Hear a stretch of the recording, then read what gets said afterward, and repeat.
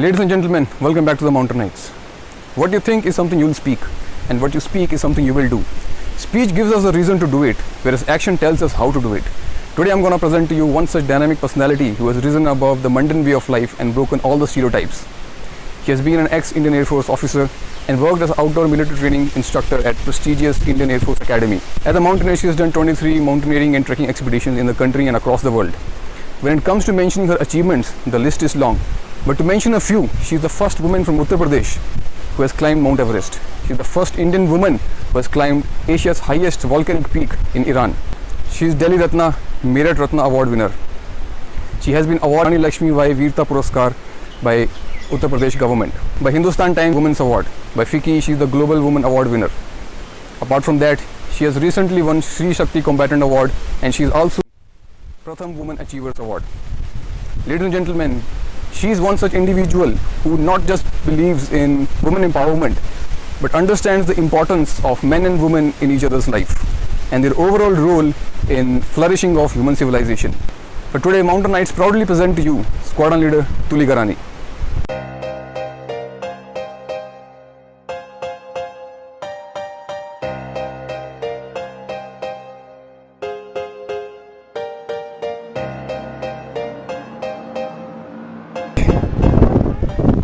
Team Toolika reached at the top of the Mount Everest. How do you feel, Miss Toolika? Toolika madam? Huh? All around 360-degree view. Okay. So,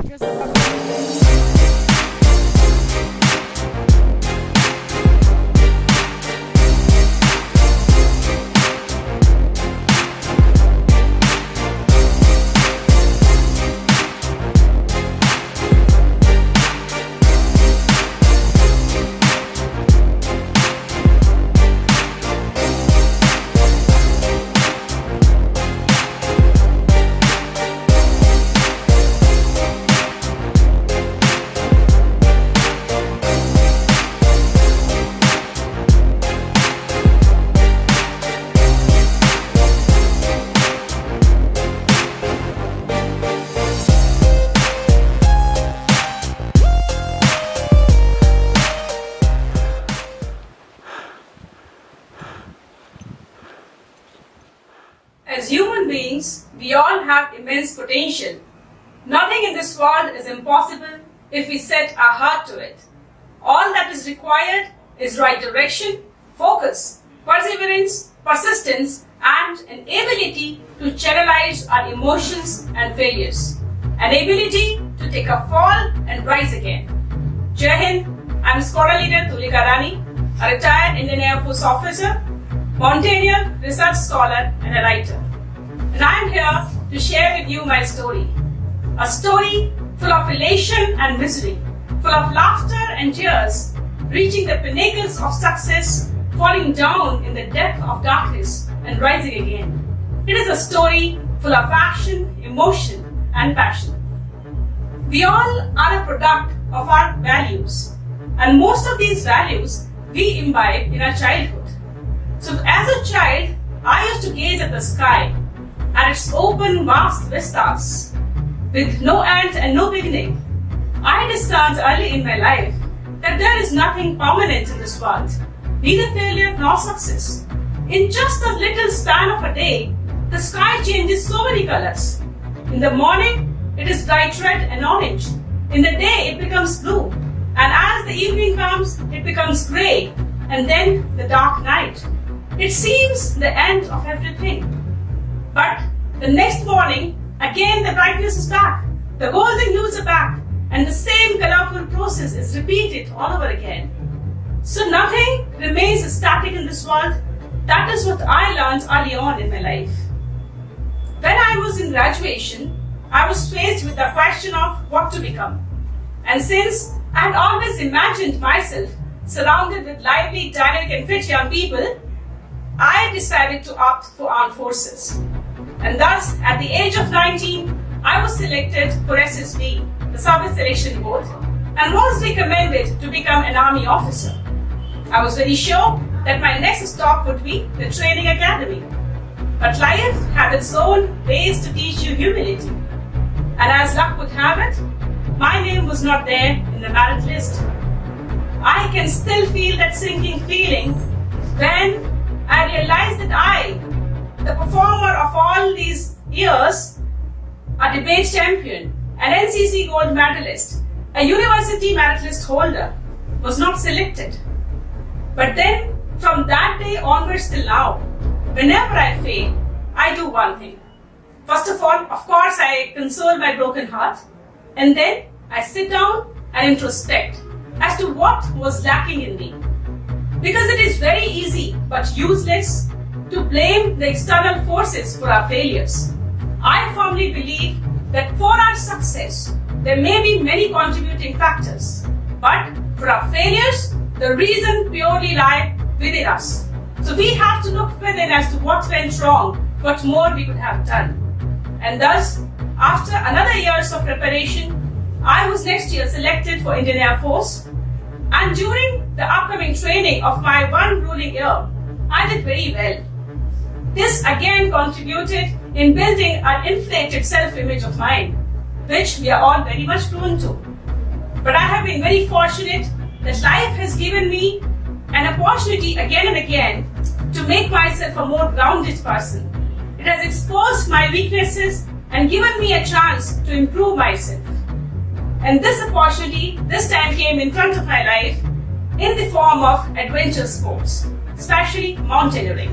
In 2009, Indian Air Force was planning to send its women team to Mount Everest in 2011. It was going to be a series of expeditions for these 2 years.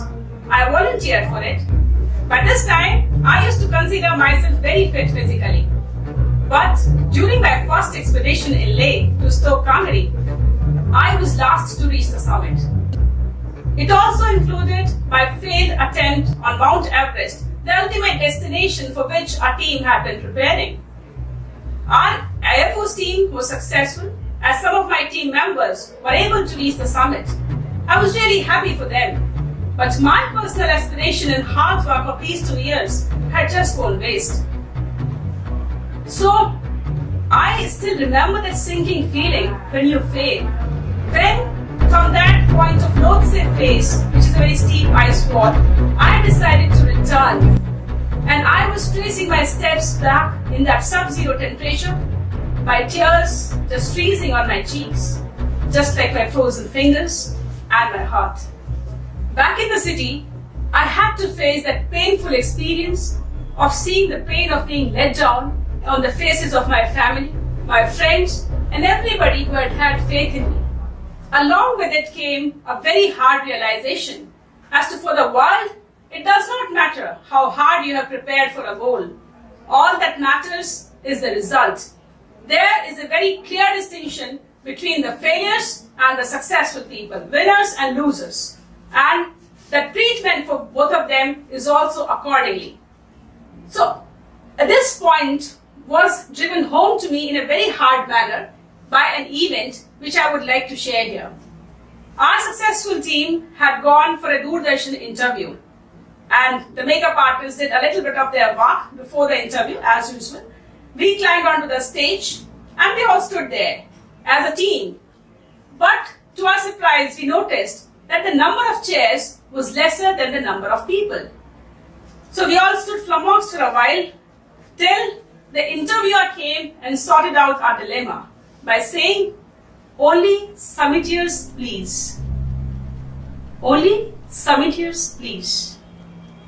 All my self-esteem and self-respect came shattering down as I descended those stairs and retreated into a dark corner of the studio, sitting over there, alone, listening to the success stories of my team, with whom I had also prepared day and night for this expedition, and a tear quietly rolled down my eyes.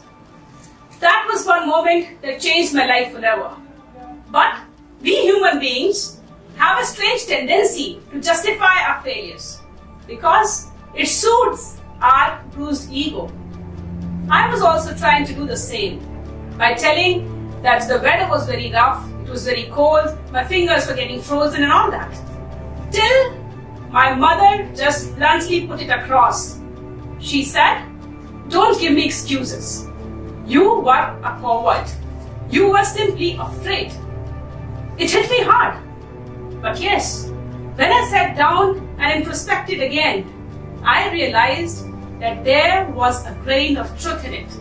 I was afraid of injury, of losing my fingers to amputation. That realization again brought so much of depth in my personality that now onwards I stopped leaving anything in between. The task, if I have taken it, I was determined to finish it till the end. Friends, fear is a very natural reaction in all of us living beings. There's nothing wrong in feeling afraid. The problem occurs when it stops you from doing what you're supposed to do at that particular moment. It is like diving into a swimming pool from a 10 meters height. If you take that plunge, you may swim ashore. But if you keep clinging to that certainty of safety of that plank, you would never realize the taste of victory. The victory upon yourself. The victory upon your own demons and your fears. And then you will have to live all your life with that unfulfilled potential, which is the greatest burden of any human being. And therefore, when we set a goal, we have to surpass the physical boundaries of our own self. Because retaining or regaining our self-esteem, our self-respect is more important than our pretty little comfort zones. And thus, in order to redeem myself in my own eyes, I decided to undertake another attempt on Mount Everest. This time, I was determined to see it through till the end. But here, I would like to focus on one thing. Determination, the zeal to succeed, is just one aspect of your strategy to win a war. As military planning teaches us, that it has to be supplemented by careful and sustained planning.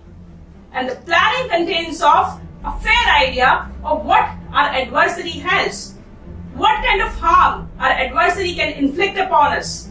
The preparation involves having a fair idea about the strengths of our adversary, what kind of harm our adversary can inflict upon us, what are the obstacles that we may face in the quest to our goal, and also about our own strengths and weaknesses. Also, preparation is always on two fronts, physical as well as mental. So for physical front, I increased the intensity of my workout. I started running 20 kilometers on alternate days and also started wearing 3 kgs weight each on my ankle.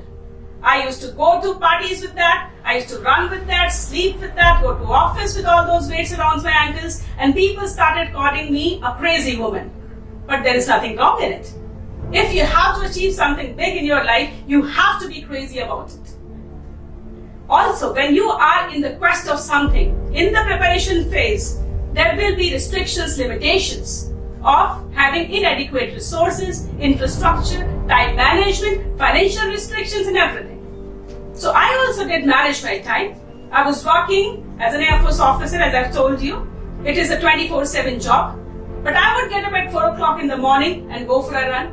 Or I would do my workout at 10 o'clock in the night. At this time, I was stationed in a very small Air Force base, which has only a 200 meter of circle for a running track. So to do my 20 kilometers, I used to do 100 rounds. And to implement my mental training also accordingly, I used to break these 100 rounds into 20 each, symbolizing each camp that I have to climb during Mount Everest. So while I was running on a small track alone with my shadow, I would imagine climbing that Mount Everest. And once I'm done with those 100 rounds, I would give a little bit of extra push.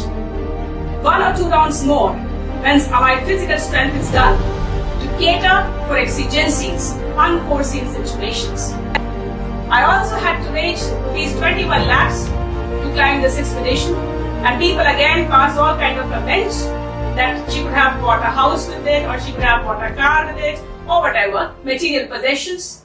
But here I would like to emphasize again that your self-respect is important more than material things.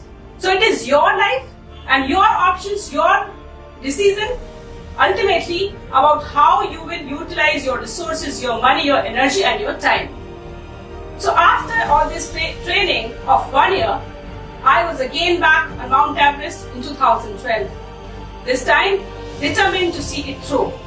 I used to be in a conversation with the Mount Everest.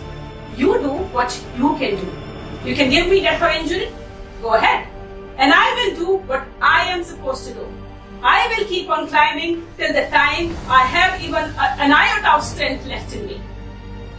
Here, a word of caution. At no point I am advocating foolhardiness, because there is a very thin line between being foolish and being courageous. We all know that in mountaineering, there are times when we have to take a decision to return back, because against nature, we are just little specks and we have to respect nature.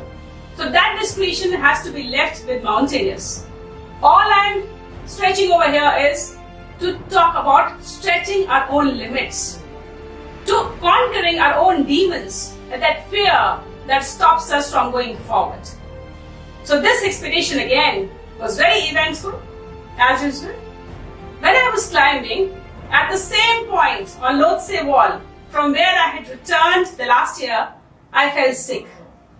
I had mountain sickness, my body got swollen up, and I was having chest pain. So I had to come down from there, but I willed myself to recover. Here I would like to tell one thing.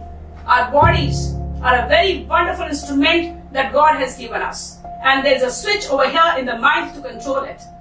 I have realized the power of thoughts. You will get what you want to get in your life if you visualize. If with conviction and force you tell your body that you need to do it, it will obey you. So I recovered and started climbing again. This time, when I was on the last leg of my climb, on just those 3,000 feet, I had another dilemma. This time I started feeling cold in my feet. And with previous experience, I knew that it could be the beginning of frostbite, which is a condition when your body is exposed to extreme climate conditions, cold. The peripheries, like your toes, fingertips, nose, earlobes, they get inadequate amount of oxygen, and if it continues for a very long time, your body cells start dying, and ultimately it will lead to amputation. So I was again faced with this question, to continue or to back down, retreat. This time, I took a deliberate, calculated risk. I took a preventive anti-frostbite pill and decided to continue. I climbed with that pain all the night, and in the morning of 26th May 2012, ultimately I could stand on top of that Mount Everest. Here, whenever I try to remember what I felt, it was just a feeling of utmost humility and gratitude and relief. Because we human beings cannot compete with nature, we cannot conquer it. This present crisis of COVID-19 has also made us realize the same thing, that we are just a part of this universe. We are not the masters of it. So if God, if nature has allowed us to do something, we must be humble, we must bow down with humility in front of it. And that's what I did.